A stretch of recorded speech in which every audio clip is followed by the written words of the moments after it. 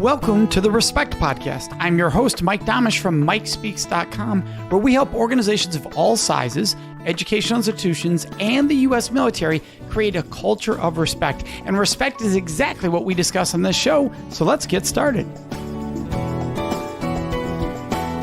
This week, we have Randy Gage, who's a thought leader on success and prosperity with 12 international bestsellers on the subject.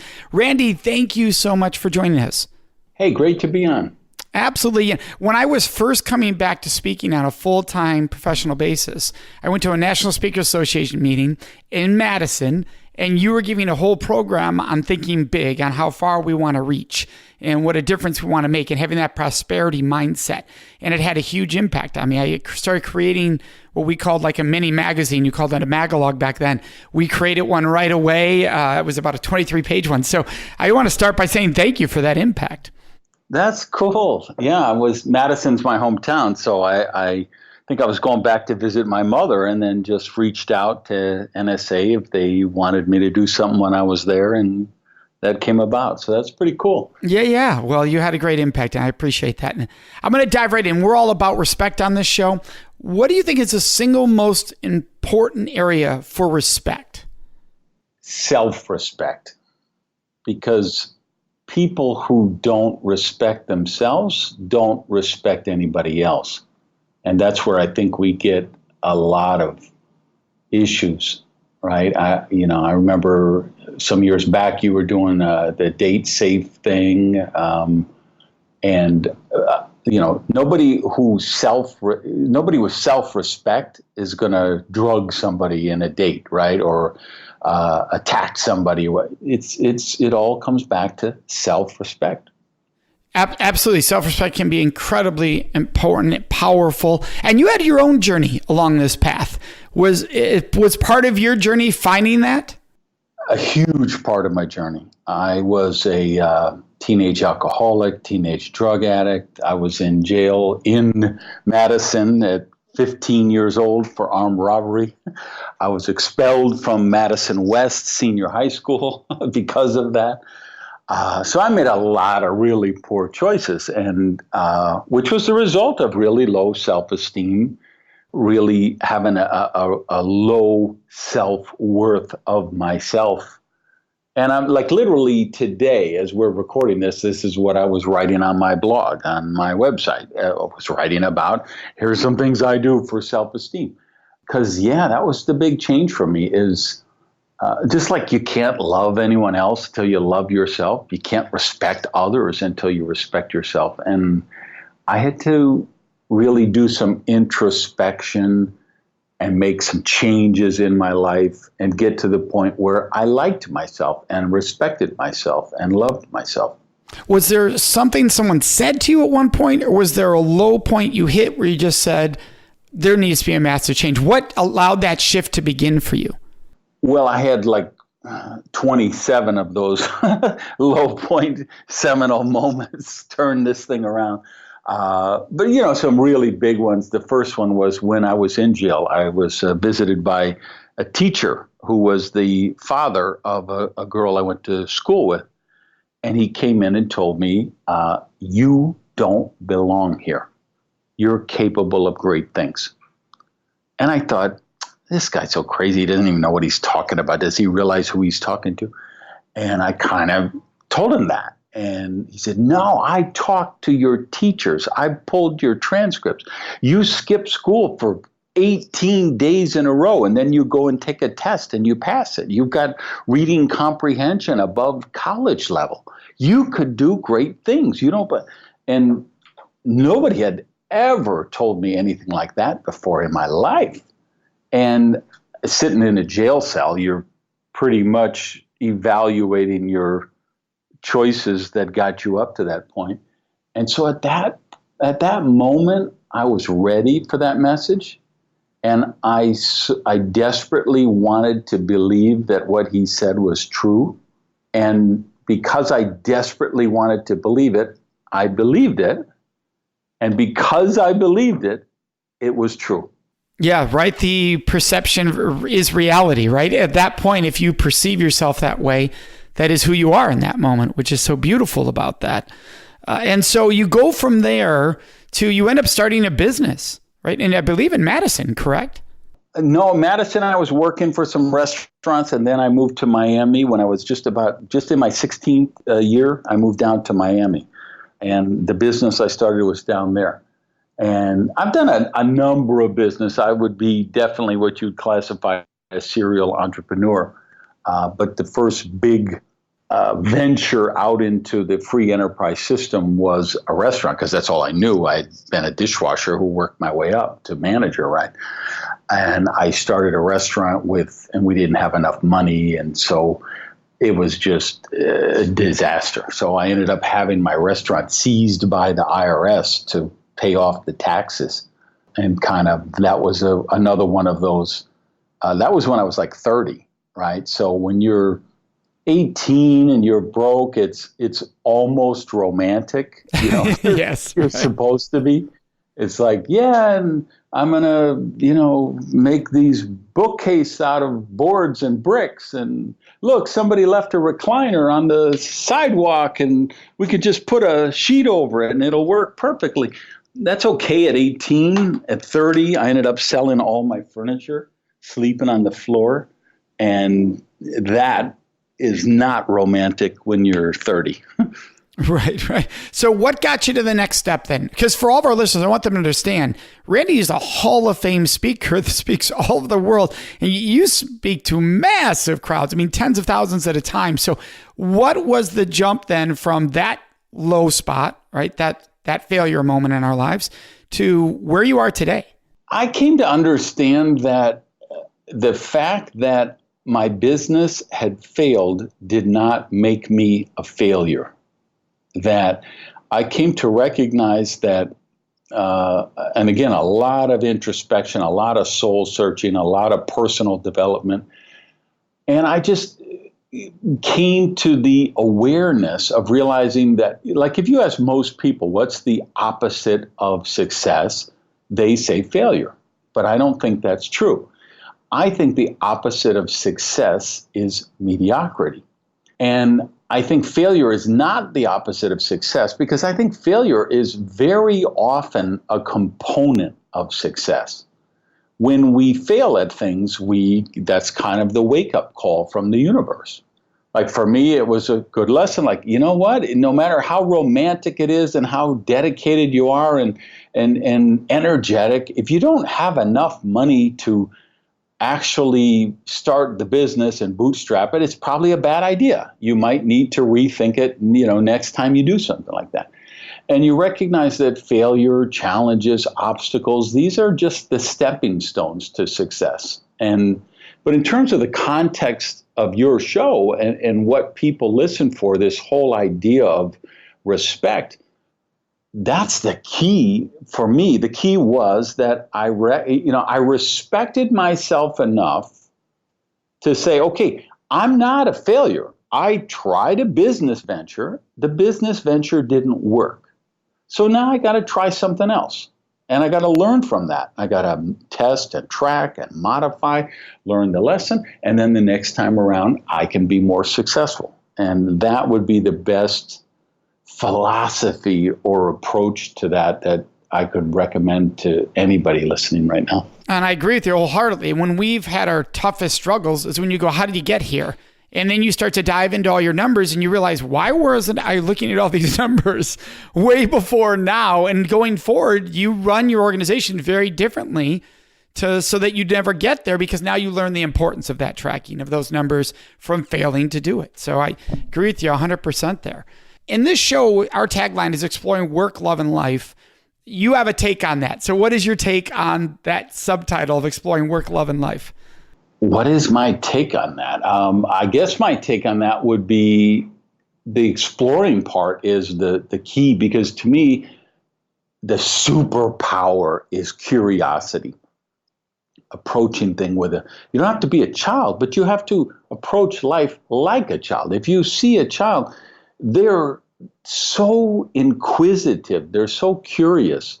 So, and if you wanted to be analytical about what your toddler is doing or your baby, they're like a scientist, right? What do scientists do? They have a hypothesis, and then they test the hypotheses to see if it works. So the toddler picks up something, puts it in his mouth, sticks it in his ear. I mean, right? He's just doing what a good scientist would do.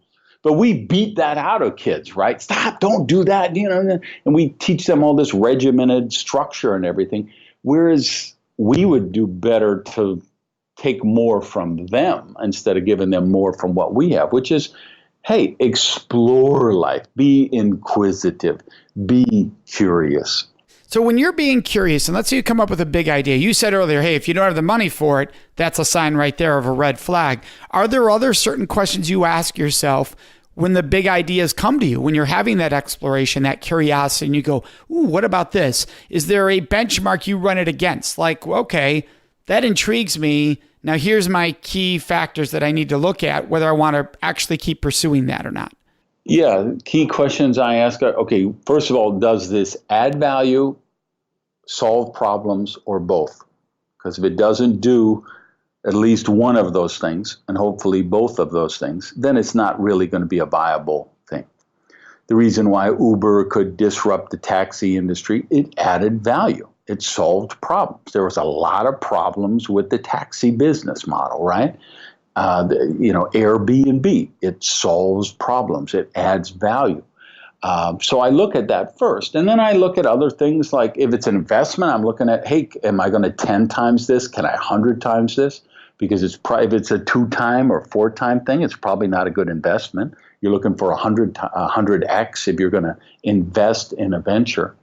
I'm asking, okay, what's inevitable? Does this solve a problem that's going to be around? Is this going to be why has nobody else created this? Why has nobody else come up with this idea before? Am I really a genius who discovered the solution to the biggest problem that nobody ever solved? Or am I just deluding myself? So I want to know that. I want to know, when I wrote The Risky is the New Safe book, that was kind of, I always say I write all my books for me, but that one especially, I was crystallizing my thinking in terms of how you can look around the corner and see what's going to happen in the future. Because any futurist will tell you the future is always here. It's already here. It's just not evenly distributed yet, right? So if we look at like right now, the thing I'm thinking about is there are 2 billion people on Earth on broadband right now. Within 5 years, 4 billion more people will be on broadband because of the satellites that'll be put out, and broadband will be accessible to virtually 6 to almost maybe even 7 billion people on Earth. That will be cataclysmic. That will change our life in so many ways. What that will do for communication and networking and marketing and business and education. And so I'm always looking at things like that. I want to know what is going to be different in the future that's going to impact this. And then also the thing I learned from Jeff Bezos was, because he was really brilliant in the sense that he did a letter to, might have been in his shareholder letter, or maybe it was just an interview I saw with him. But he was talking about, everybody's looking for what's going to be different in the future. I'm always looking for what's going to be the same. So, Right. Yeah. So he was saying 5 years from now, are people going to care about low prices, fast delivery, free delivery? Are these things still going to be attractive 5 years from now? And the answer is, yeah, those are not going to change. So that's what he built his business plan around. So those are the kind of things I like to look at. Right. I mean, McDonald's did that. It wasn't the burger that revolutionized McDonald's. It was the speed, right? And people were going to always want fast food. They got that concept. And ironically, our world's only gotten more faster, more chaotic, thus creating more of a demand, ironically.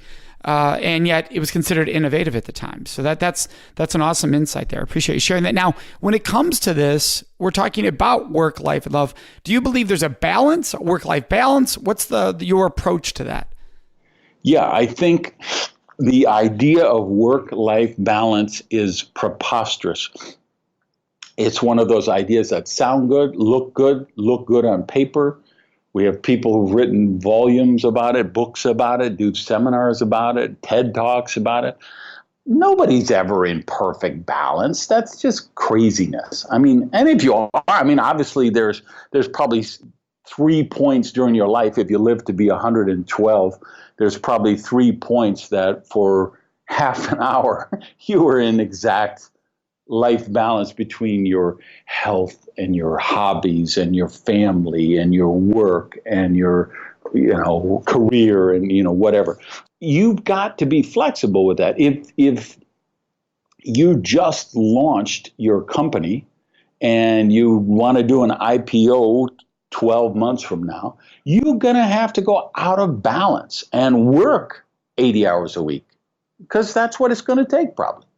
If your elderly parents are really, and they're they've got a degenerative disease, and they've only got one of them only has 60 or 90 days to live, you're going to dial way back from the work, and you're going to spend all as much time as possible with your parent. Right, or if you're a caregiver for an elderly person, or caregiver for a person with special needs, that's going to draw more out of balance in that. And then there'll be other times where you're going to, get out of balance in other ways. So to me, my take on that is you want to mindfully choose what you want to be out of balance with. I love that language. It's so brilliant because I like you, I never believe in work-life balance. I think there's work-life integration, and even that's a dangerous phrase because it sounds like it's only work and life, and it sounds like work is against life. It's like it's not part of life. It should just be life integration and the 12 components of life in there, because work-life implies that it's either work or life, which is a weird concept right from there. But I love the mindfulness of where my integration, where if it's 80% there, 10% there, 5% there, it's being intentional, right? That makes all the world. Yeah, you're launching this new business. So you get the family together and you have a meeting. Hey, kids, here's the deal. I'm going to be working at night, overtime for the next 6 months. It's going to be, but here's the deal. My goal is to open up this business on such and such a date. And once that happens, we're going to take 5 days and we're all going to Disney World. And, we're just going to spend, and you talk with the people around, communicate, create expectations so nobody feels left in the lurch and nobody feels neglected. But it's all the key word there is mindful. If you're mindful about what you're doing, then you're going to come up with a result you're looking for. Well, that walks us perfectly in the next discussion, because when people think of Randy Gage, they think of the word prosperity. So anybody who knows you, that's what they tend to think of. And that's a mindfulness concept. It's a mindset. So what does prosperity mean to you? What do you think most people think it means versus how you evaluate it? Most people think it means money and material things. And then, let me take that back. There's a good number of people who think it's money and material things. And then there's another good number of people who think it's not money and material things. And I think both groups are wrong. I think true prosperity includes money and material things and health and wellness, satisfying in relationships that enhance your life, a spiritual grounding, being conscious of the greater environment around you. That to me is true prosperity, where prosperity needs to be very holistic. And of course, the superficial thing is, well, I just want to get rich. When I'm rich, I'll be happy. No, money doesn't buy happiness. Now, money and material things do allow you creative expression, and that can contribute to your happiness, right? But money and material things in and of themselves will not make you happy. So, but the other side of the coin is these people say, well, it's just money and it's just things. That's not the right approach either, I don't think, because, God, I had a veneer crack. One of my teeth, I have a veneer. And I went to the dentist. It was $4,000, the bill. I'm like, how would poor people pay for this? They wouldn't, because that's what poor people do, is they don't get good dental care, right? What was the other thing I did the other day? Something I went in, the bill was whatever, and I was like, how could, but again, how do poor people do that? They don't do that. They have limitations to their life. And I know because I was broke for the first 30 years of my life. So I can look back on that time and realize, no, money really is an important element of prosperity. It really needs to be all of those things. And Randy, I know you're someone that comes from a place of spirituality. I've seen you speak about it. And so for the person who pushes back and says, but wait, material things, that's focus on yourself and you, and it's material. It's not about giving back to the world and serving the world. It's the wrong focus. How do you respond to that? If you tell me your highest purpose in life is to serve God, I'm going to lock up my wallet and run away from you. If you tell me you're just here to save the planet, I'm going to run shrieking from the room, because I think you're more dangerous than a con artist, because a con artist, we know they're con artists, whereas people who give up everything for themselves to serve everyone around them, they're just emotionally crazy people. They're not well balanced. They're not mentally stable. It's not a healthy relationship, right? It's not a healthy mindset. Ayn Rand wrote, she's famous, of course, for Atlas Shrugged and The Fountainhead, but her best work, I think, was a book called The Virtue of Selfishness, which was a collection of essays put together into a book. And when it came out, it was, of course, all this consternation, and she was being interviewed and said, why do you use that word selfish? And she said, for the very reason it scares you. But I do think there is virtue in selfishness, in the sense, not of be a hedonistic jerk, but there's virtue in understanding that you have to get your own needs met first before you can help anyone else.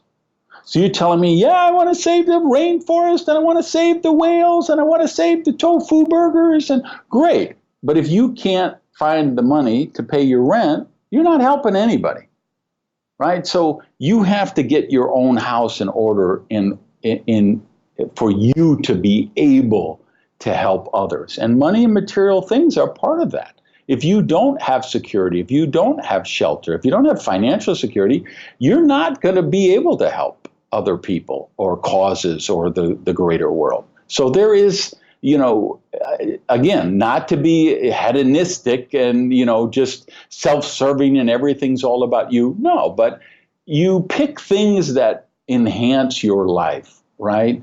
I'm a writer. I'm writing all day long, so I don't go and buy groceries. I pay extra money to Instacart, and I tip the guy $10 and get them delivered, right? So that's a selfish thing. Okay, you could call me selfish, but it makes sense to me. Well, what's interesting about that too is you're helping someone else in that process. Somebody's getting paid for all those services. And that's what people forget. Yeah, I heard a quote in the last year that I loved, which is, if you think money can't, now this argument of can't buy happiness, this comment back was, if you think money can't buy happiness, you haven't given enough away. Which is, when you have certain levels of income, you can actually bring happiness to others through your financial stability in what you're able to do. And you reference that a little bit there and what you're able to give back. Yeah, and the other part of that equation is poverty doesn't buy happiness either. Right. So why not have safety? Sucks, okay? Poverty sucks. Poverty causes people to lie and cheat and steal and even kill. There's nothing noble or spiritual about prosperity. Do you mean prosperity or poverty? I mean poverty. Okay. That's what I thought. I just want to make sure. All right. So the person who pushes back on that going, wait, Randy, are you saying everybody who's in poverty is more likely to be bad people? No, I'm saying that as much as they want to be good people, they're not going to be able to help other people as much as they could if they were financially viable. Yeah, that makes total sense. And you're a big believer in strive big. Strive for spectacular failures. So what do you mean by spectacular failures? And is there a danger that if it's too big of a dream, it becomes, as you're getting there, you're not getting there? you start to give up sooner because it doesn't feel realistic? Yeah, great question. And let me give a resource to your listeners. I also do a podcast like you do. It's called the Power Prosperity Podcast. And I would suggest people look it up and find the episode called Rethinking Failure. It's come out just like a week or two ago. Rethinking Failure, Power Prosperity Podcast. And I'm going to have this in the show notes too. Okay, perfect. Because understand, it's always cute and catchy to say, sacred cows make the best hamburgers, and you want to fail fast and you want to fail big, and but let's not misconstrue it to mean you should intentionally try to fail. No, we don't want that. But here's what I know with every fiber of my essence is that if you're not willing to fail spectacularly, then you're not doing something amazing. If you don't have a risk of a major failure, I would say you're mired in mediocrity, right? Because to really accomplish something great, you have to for Elon Musk to get people to Mars, he's got to be willing to chance a spectacular failure. For him to make Tesla electric car company work, he's got to be willing to chance a spectacular failure. Jobs was willing to take the chance of a spectacular failure with Apple. So that's the approach. And again, one of the things I say on that podcast is approach your ventures like a venture capitalist does, right? They create a fund. They're going to invest in 100 ventures, and they know that 60 of them probably aren't going to make it to market at all. 30, 35 will make it, but they won't really be a big return on investment. Some of them will pivot and be successful, some won't. But hopefully 2 out of that 100 will be the unicorns that just, go crazy. If they give it their best shot, if they run the business with integrity, they keep the investors informed, and then they come and say, hey, we've just found, you know what? The market is just not buying it. They're just not into this product. It's not working. We're going to shut it down. We've got, 20% of the money left. We're going to refund that to the investors, and, we gave it our best shot. If they were honest and did their best, you would invest in them again. You'd say, hey, they ran it right. It didn't work, but I believe in that CEO, right? So give yourself that same benefit, right? That, hey, okay, so I had some failures, but that's just part of my portfolio. There's lessons, again, if you learn from the lessons, then it's going to be all right in the end. Absolutely. And so Randy, what's the most important thing you want people to take away from your work? You were born to be prosperous. There's so much programming against that. There's so much negative limiting beliefs, mind viruses floating out there that money is bad and rich people are evil and it's spiritual to be poor. You just got to blow up all those limiting beliefs, and you've got to recognize that you are meant to be healthy, happy, and prosperous. Well, and what I love about that is if somebody is saying, well, wait, I'm coming from a place of faith or spirituality, if you are, then you must believe God wanted you to be prosperous. Right? I mean, that would be common sense that God didn't want you to just suffer forever with no success, with no victories. In fact, God wants you to find those victories and make an impact in this world, right? Make a positive impact with those victories. So I think that's what works so beautifully along the way. This has been a great conversation. Love all your insights. I want to make sure everybody can find you. The good news is it's easy because your name sounds the way it spells, which is randygage.com, which is GAGE.com. So randygage.com. The show is the Power of Prosperity is the podcast that's out. Rethinking Failure is the episode you already referenced. We'll also have your Twitter account on our show notes. Thank you so much, Randy. Thanks for having me on. A great conversation today. Well, I appreciate that. And for our listeners, you know what's next. It is Question of the Week. Before I answer this week's Question of the Week, I'd love to ask you a question. Would you please subscribe to this podcast, the Respect Podcast with Mike Domish? By subscribing, you can make a huge impact. Now, you might be wondering, Mike, how does my subscribing to your podcast make a huge impact? Well, here's how. For every person that subscribes, it raises the rankings of the show in the search engines. So for people who care about respect like yourself, when they're doing a search for podcast, they're more likely to find the show, thus providing an awesome opportunity for us to spread more respect around this world. And all you do is hit subscribe under your podcast. Plus, the second benefit is by subscribing, you automatically get every episode right into your phone or whatever device you are listening to the podcast on. It happens automatically. So subscribing also makes your life easier. Now, let's get into this week's question of the week. Oh, and by the way, you can always ask your questions of the week by joining us on Facebook in our discussion group. It's called the Respect Podcast Discussion Group. Go there on Facebook and ask whatever questions you would like me to answer and or address in this segment of the show. And then listen to each episode to find out when your question is included. This week's question is, Mike, what's an additional quote you really like about respect? Now, the one I'm sharing this week, I talk about when I'm doing workshops for corporations and organizations, whether it's with their leadership, their management, or the entire organization. It's Bryant McGill. And the quote is, one of the most sincere forms of respect is actually listening to what another has to say. End of quote. The reason that's so beautiful is that when I travel the world working with audiences of all different ages and all different sizes, especially in the corporate world, and we talk about what does respect feel like and look like, people say it's to be heard, to be seen, to be valued, and to be heard for what I'm saying, not just what they want to take out of what I'm saying. So to truly listen is one of the most respectful acts you can ever engage in.